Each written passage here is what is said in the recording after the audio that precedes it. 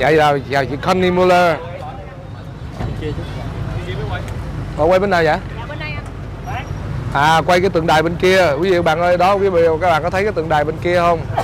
Rồi phố đi bộ đây là toàn bộ khu phố đi bộ là rất là lớn, mình không biết làm ở đâu hết. Rồi, dạ rồi các em. À, phải cầm chú em không? Đấy, anh cơm tấm đâu anh? Cơm tấm Tư Ẩn. Trời ơi, đây lồng đèn mà vui quá, thấy không khí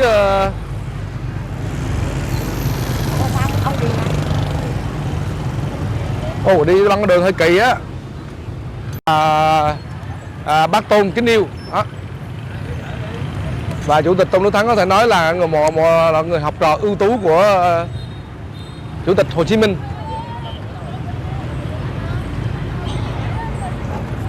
Đứng đây hả? Quay đây luôn hả? Anh Điền hiện đây anh này.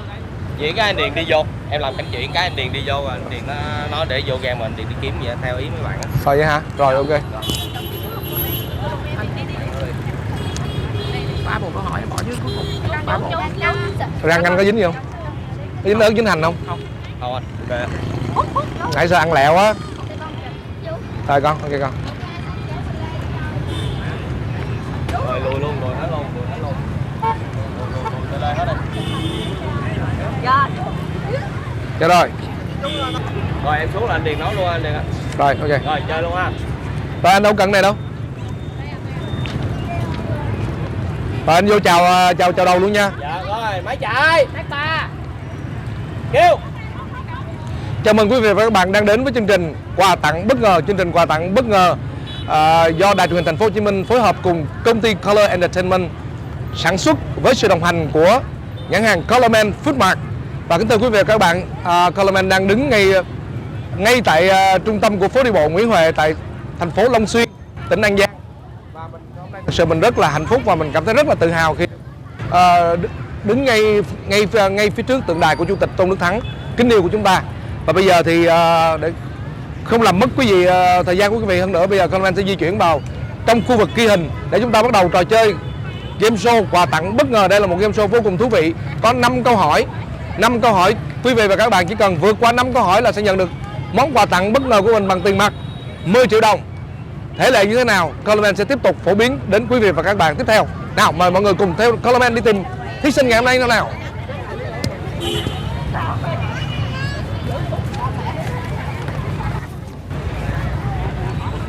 Phía sau lưng tượng đài của Bác Tôn. Đây, phía sau lưng của tượng đài của Bác Tôn là Colorman đang có đứng ở đây và đã sẵn sàng trên tay rất là nhiều bộ câu hỏi. Rất là nhiều bộ câu hỏi để chuẩn bị.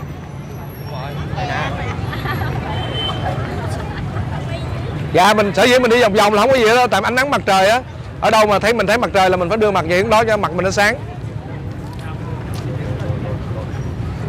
Rồi, đang có bao nhiêu khán giả đang xem rồi, có bao nhiêu khán giả đang ở tại Long Xuyên, mọi người giơ cánh tay lên cho coi em thấy nào. Rồi đây, yeah. Dạ. Quý vị các bạn biết mình đang tìm gì không? Dạ, kính thưa quý vị các bạn, là Colorman đang nhìn những cái bối cảnh xung quanh để xem có cái chỗ nào để lát mình giấu những cái mật thư của mình. Bởi vì trên tay của Colorman là có những cái mật thư, trong đó có ghi đáp án chính xác. Và đó cũng là một trong ba quyền trợ giúp của chương trình. Có nghĩa là quý vị và các bạn khi tham gia cái chương trình này có 5 câu hỏi.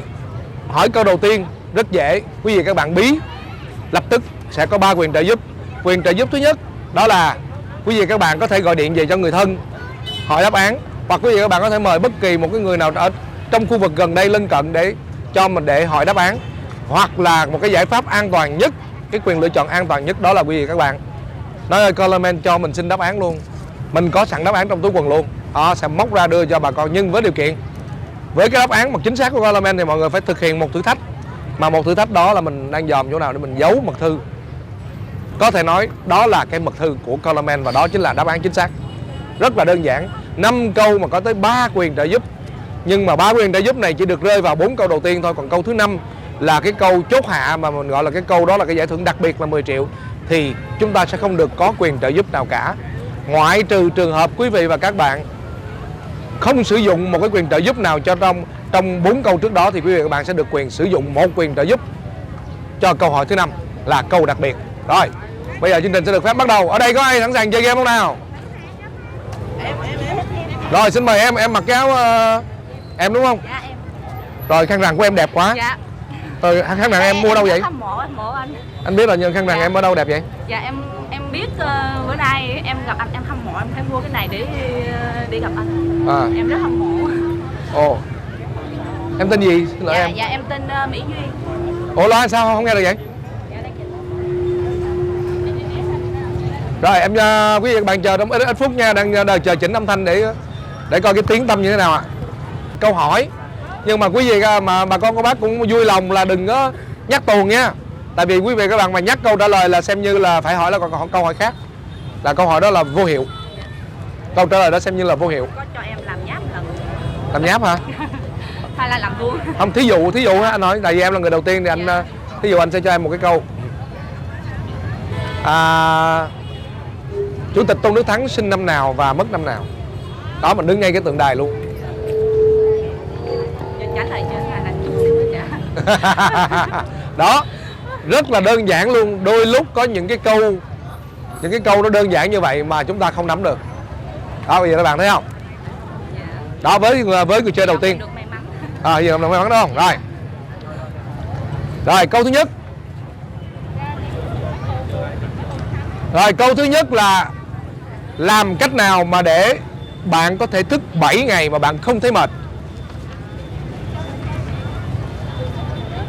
Câu hỏi thứ nhất, làm thế nào để thức đủ 7 ngày mà không thấy mệt?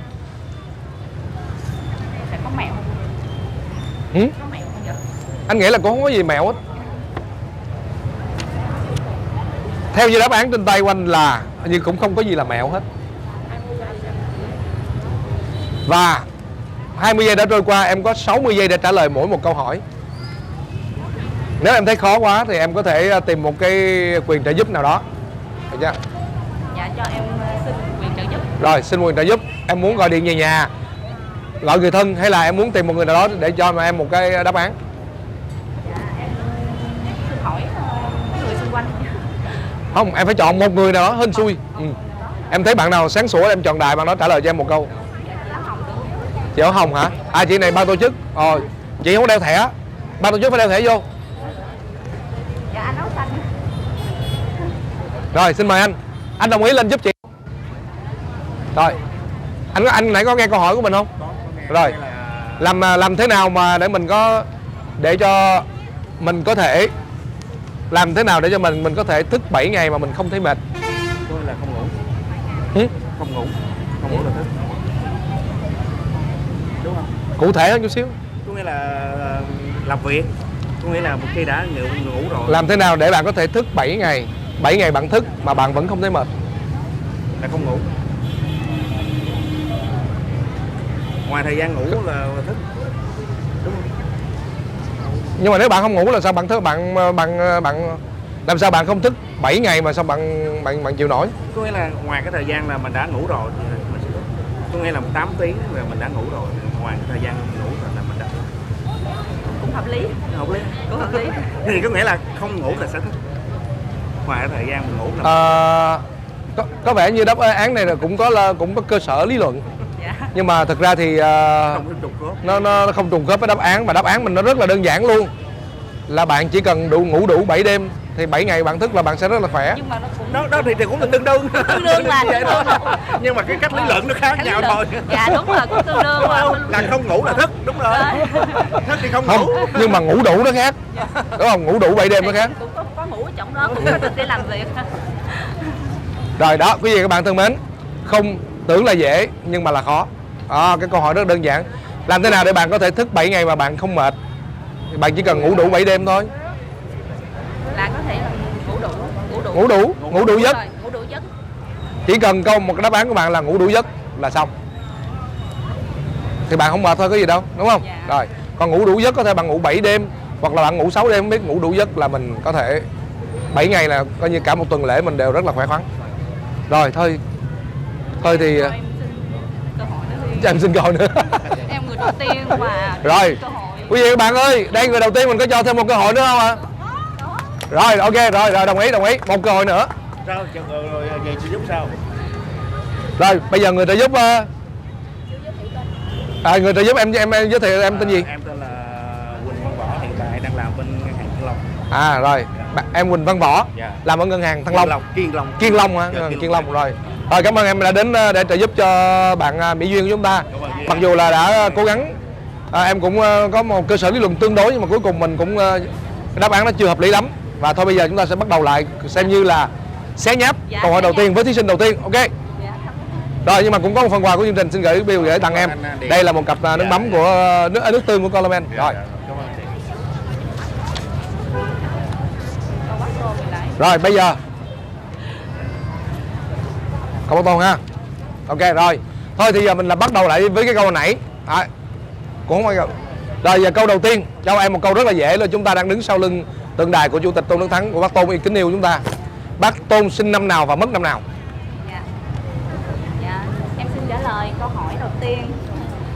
Bác Tôn sinh năm 1888, mất năm 1980. Trong tay anh không có đáp án của câu này, nhưng mà nãy đứng ngay chỗ tượng đài thì anh có nhìn thấy phía trước tượng đài có để năm sinh và năm mất của bác Tôn kính yêu của chúng ta. Chính xác, chúc mừng em đã vượt qua câu đầu tiên, 500.000. Rồi bây giờ em đi tiếp hay là em dừng lại? Dạ, em đi tiếp. Đi tiếp luôn. Rồi câu thứ hai. Câu thứ hai là giải thưởng là 1 triệu đồng. Và câu thứ hai nó cũng rất đơn giản, cũng giống như câu thứ nhất thôi. Rồi câu thứ hai ngắn gọn. Tung lò mò là gì? Dạ, em xin trả lời câu hỏi thứ hai. Tung lò mò có nghĩa là lạp xưởng bò. Tung lò mò là gì? Bạn Mỹ Duyên trả lời tung lò mò là lạp xưởng bò, đúng không quý khán giả? Đúng không? Dành cho tràng pháo tay. 1 triệu rồi. Trời, con gái hả? Con trai hả? Dạ, con của em. Trời ơi, con trai hình như đứng nhảy nó cổ vũ quá trời luôn. Đây con trai nè, là bắt phản ứng của con trai nè các bạn ơi. Áo xanh này. Dạ. Con trai em hả? Dạ, con trai của em. Con đây con. Dạ. Lên đây. Lên đây con. 8 tuổi. Năm nay con 8 tuổi hả? Con học lớp mấy? Con 7 tuổi ở trong, con 8 tuổi ở ngoài con. Con học lớp 2C. Dạ, lớp 2C hả? Bây giờ con đứng ở đâu nè? Con đứng gần đây đi ha. Để lát nữa có gì hả mẹ con mà không có bí mẹ con là quyền trợ giúp của mẹ con, hiểu không? Được không? Có gì con giỏi hơn mẹ đó không chừng á. Rồi giờ xin chúc mừng em đã vượt qua câu thứ hai với giải thưởng, với phần thưởng là 1 triệu đồng. Giờ đi tiếp câu thứ ba ha. Dạ, tiếp. Rồi. Rồi bây giờ là câu thứ ba. Cố lên mẹ. Đúng rồi.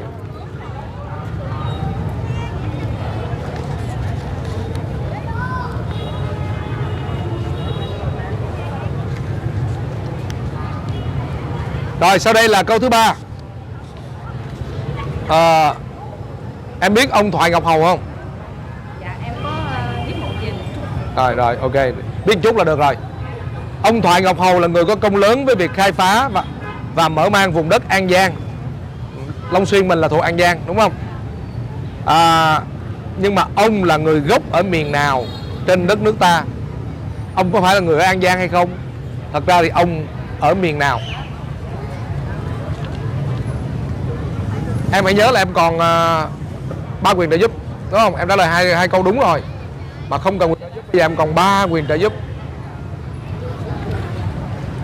Dạ kính thưa quý khán giả, câu thứ ba là ông Thoại Ngọc Hầu là người có công lớn trong việc khai phá mở mang vùng đất An Giang và Tây Nam Bộ nói chung. Ông là người gốc ở miền nào? Dạ câu hỏi thứ ba. Dạ, ví dụ bây giờ nếu mà em trả lời đúng thì em được đi tiếp. Còn nếu mà em trả lời sai thì em sẽ bị mất quyền. Đúng rồi, em sẽ mất quyền chơi và em mất hết tất cả từ đầu.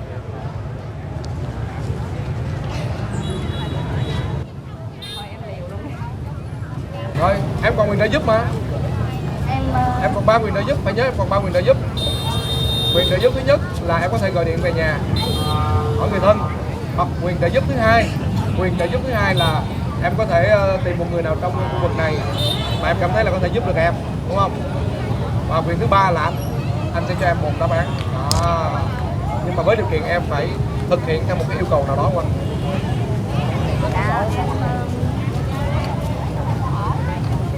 Em gọi điện thoại cho người thân.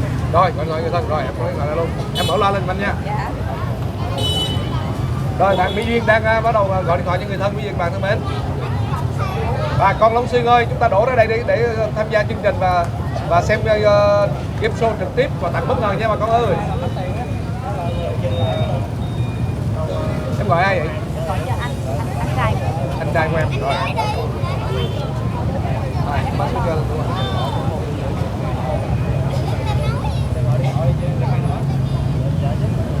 Rồi, anh trai của bạn có vẻ là anh trai của bạn Mỹ Duyên đang đi nhậu rồi, không nghe máy rồi. Dạ, anh của em nghe máy rồi. Anh Đạt ơi. Alo, anh tiếp giùm em trả lời câu hỏi giùm em ha. Ông Thoại Ngọc Hầu. Ổng là quê gốc ở miền nào vậy anh? Ở miền Bắc hay miền Trung hay miền Nam? Quê Em có 30 giây nha, em chấm nha. thì ổng là ở An Giang nhưng mà quê gốc của ổng là ở đâu?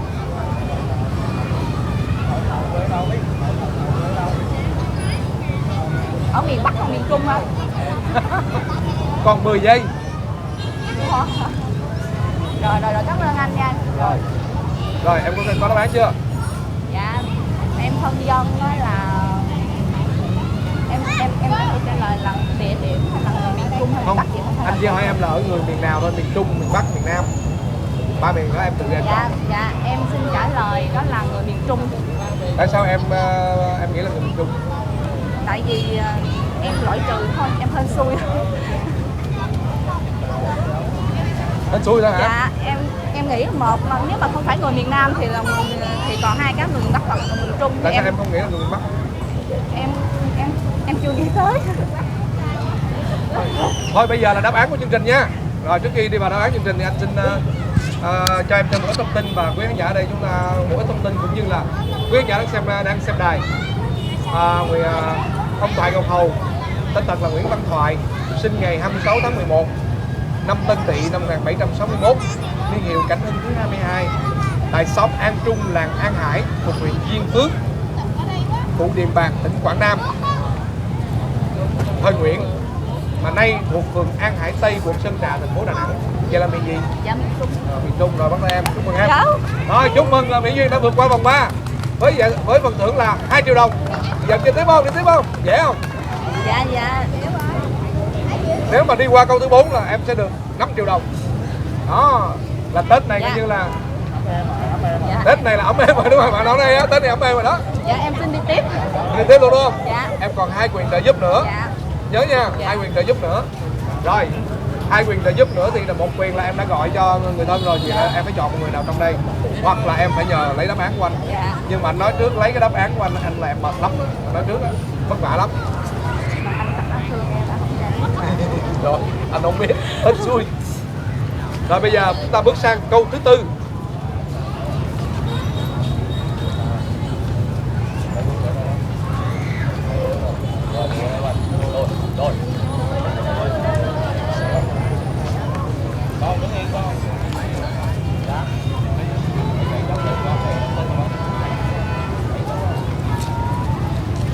Hình như là anh ta vẫn sử dụng cái bộ ngày hôm qua.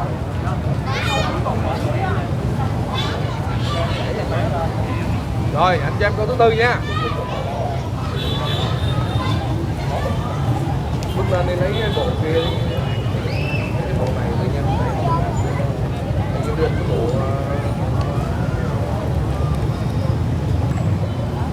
em là dân ở Long Xuyên hay là em ở Châu Đốc hay là ở... Dạ em ở Long Xuyên. Em ở Long Xuyên hả? Dạ. Nhưng mà chúng tôi An Giang đúng không? Dạ. Rồi. Bây giờ anh hỏi em một câu nè.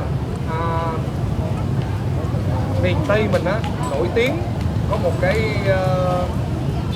thứ mà có thể nói là đặc sản miền Tây rất nổi tiếng, đó chính là mùa nước nổi, đúng không? Dạ. Rồi, nếu mà chúng ta là người An Giang mà hỏi mùa nước nổi mùa nước nổi mà chúng ta không biết là chắc chắn các bạn đã không phải là cư dân của An Giang nói chung mà cũng không phải cư dân của Long Xuyên nói riêng nha. Rồi vậy anh hỏi câu hỏi nó liên quan đến mùa nước nổi. Mùa nước nổi ở miền Tây kéo dài từ tháng mấy đến tháng mấy hàng năm?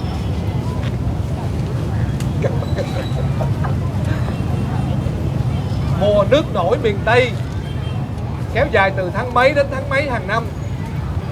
Dạ đó là câu hỏi thứ 4, và câu hỏi này nếu bạn Mỹ Duyên của chúng ta vượt qua là bạn Mỹ Duyên chúng ta sẽ được 5 triệu đồng.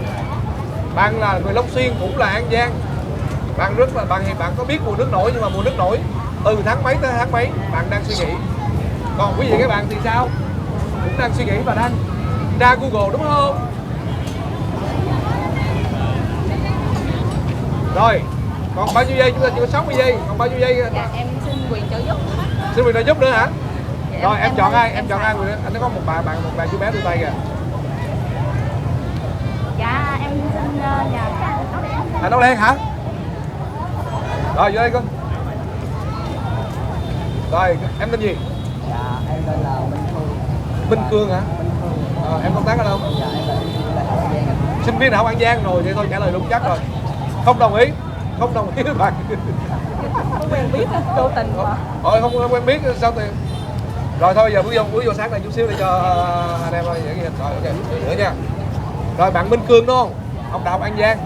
Còn ở đây là bạn Mỹ Duyên. Là em chỉ nhân viên công tác. Nhân viên công tác ở Đại học An Giang hả? Dạ. Ủa sao không quen biết được ta? Cùng trường mà, biết cô không? Không biết luôn. Dạ không. Thiệt không? Dạ. Thề nha. Nếu quen biết là mình không chơi nha. Dạ. Rồi.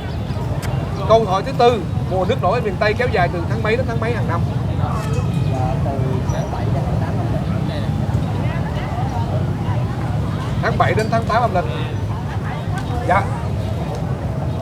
Quý vị và các bạn bên ngoài vui lòng giữ trật tự, đừng nhắc nha. Tại vì quý vị và các bạn mà nhắc là coi như là xem như câu đó không là vô hiệu, câu trả lời vô hiệu. Đó. Em theo em là tháng 7 tháng 8 đúng không? Rồi, chốt đáp án cuối cùng nhanh đi nha. Rồi. Dạ. Bây giờ vậy thì đáp án cuối cùng là tháng mấy? Em có thể suy nghĩ lại.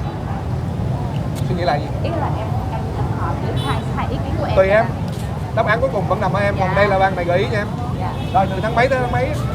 Dạ. Giờ theo em suy nghĩ thì mùa nước nổi bắt đầu từ tháng 7 đến tháng 10 âm lịch. Tháng 7 đến tháng 10 dương lịch hay âm lịch? Âm lịch. Âm lịch. Rồi.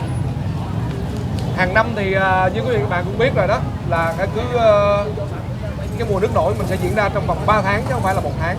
Cho nên là cái gợi ý của bạn Minh Khương là chưa chính xác. Tại vì cái mùa nước nổi là diễn ra trong 3 tháng chứ không phải 1 tháng, thì không có lý do gì mà từ tháng 7 đến tháng 8 âm lịch được. Đó là cái thứ nhất. Rồi cái thứ hai nữa là tháng 7 tới diễn ra trong 3 tháng, mà thông thường thôi. Thì thông thường người ta được tổng kết là hàng năm cứ vào khoảng tháng 7 tới tháng 10 âm lịch, chính xác là như vậy. Tháng 8 tới tháng 11 dương lịch thì sẽ có những con nước lớn từ thượng nguồn sông Mekong đổ về đồng bằng sông Cửu Long tạo thành một biển nước, nhất là tại 3 tỉnh Đồng Tháp, An Giang và Tứ Giác Long Xuyên. Rồi đây là những lúc mà cánh đồng xanh mướt, và đặc biệt là chúng ta cũng biết là sản phẩm của mùa nước nổi chính là Sa Linh, đúng không? Rồi xin chúc mừng bạn Mỹ Duyên đã vượt qua vòng 4. Mặc dù sự trợ giúp, gợi ý của bạn trợ giúp chưa chính xác cho bạn, không biết sao bạn đứng bằng tích hợp sao ra 3 tháng từ tháng 7 đến tháng 10, nhưng mà cái đáp án cuối cùng vẫn là bạn. Như vậy bạn hoàn toàn xứng đáng để chiến thắng ở vòng 4 này với giải thưởng là 5 triệu đô. Giờ anh đi tiếp không? Trời em hồi hộp. Rồi cảm ơn bạn Minh Khương đúng không? Rồi đây mời ban tổ chức cho một Vậy có nên thi tiếp không? Em không nhận quà xíu em chơi được không? cái gì? Xíu em chơi được không? Tùy theo. Rồi chút xíu nha, xíu xong rồi ok em. Rồi mời em. Như vậy là người giúp đỡ lên mà trả lời sai là cũng không được nhận quà hả? Trời ơi cái chương trình khó dữ vậy trời. Thôi tặng ta luôn đi. Ví dụ mà người ta giúp được đúng thì người ta nhận 2 chai, không đúng thì cho 1 chai. Rồi em đi tiếp hay là dừng lại? Em suy nghĩ là hồi hộp quá, em không nghĩ là em có thể đến 4 câu hỏi nữa. Quý vị bạn thân mến, có vẻ như là thí sinh đầu tiên của chúng ta, người chơi đầu tiên của chúng ta là chị Mỹ Duyên đến từ Đại học An Giang. Dạ, có vẻ là một cái khởi đầu tốt cho ngày hôm nay đó quý vị các bạn. Rồi, hồi nãy thấy ở đây có mấy chị mà dắt tuồng hay lắm nè. Lát là chị nào nãy dắt tuồng á, giỏi mời chị vô chơi nha. Dẻo dàng đúng không? Rồi ok, giờ chị chờ chút xíu nha. Rồi bây giờ em quyết định đi tiếp hay là dừng lại? Dạ em còn Một quyền trợ giúp nữa. em có được sử dụng không được xài đó. Đúng rồi. Em ở câu 5 này nếu mà em muốn được quyền trợ giúp thì là em không được sử dụng trước 4 câu đo, 4 câu ở 4 câu đầu em không sử dụng bất kỳ một quyền trợ giúp nào thì câu 5 em mới được quyền sử dụng quyền trợ giúp, hiểu không? Dạ. Bảo toàn lực lượng.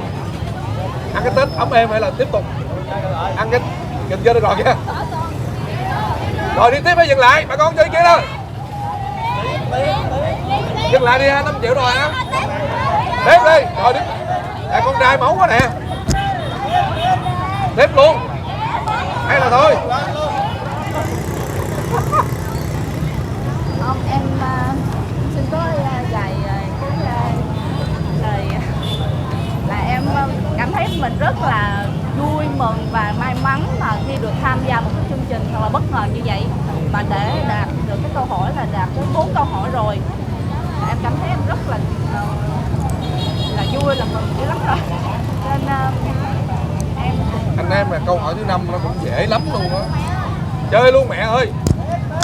mà lỡ em thua là em không có gì hết. Nếu mà em thua coi như em mất trắng. Chơi không con? Mà anh nói em là cái câu thứ 5 này nó dễ lắm luôn. Còn nếu mà khó quá bất ngờ là em Không. Chơi luôn hả? Chơi luôn là mất trắng luôn đó. Hoặc là đi tiếp.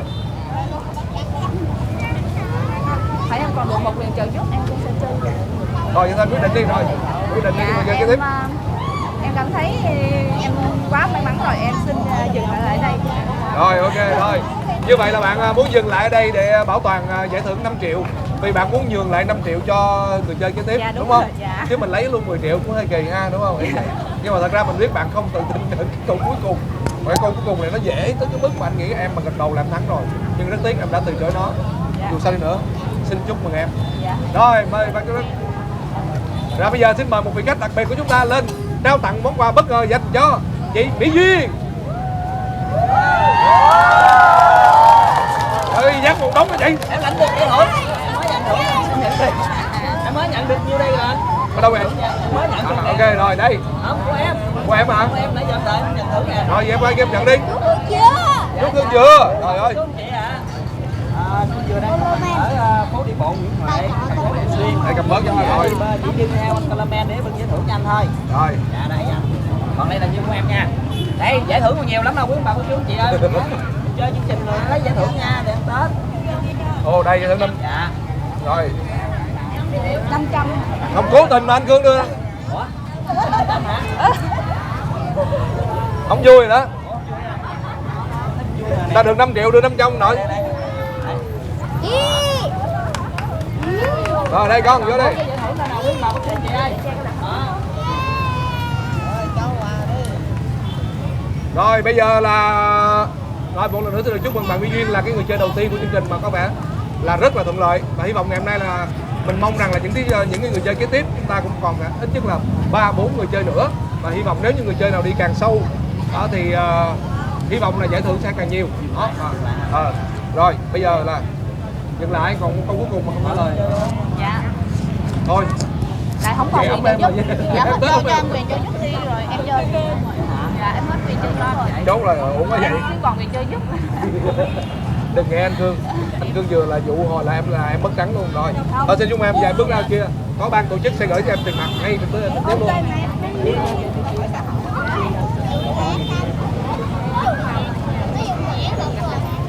Rồi cắt.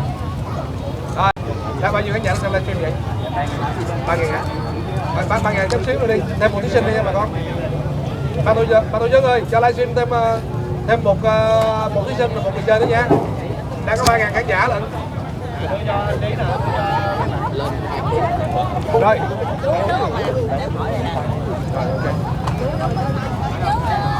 Mở ra luôn. Mẹ. Mở sẵn rồi.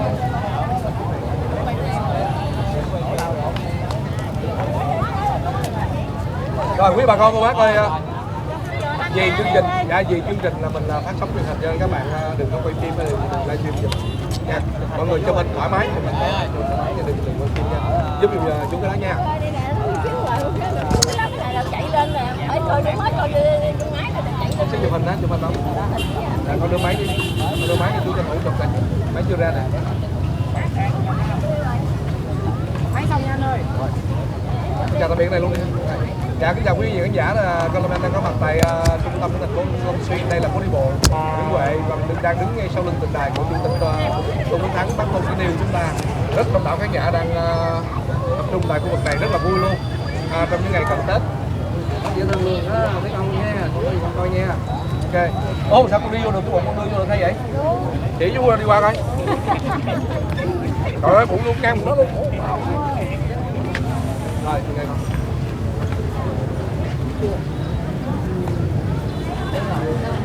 Nghe không? Chơi thôi, không nghe tiếp nha. Mày ơi!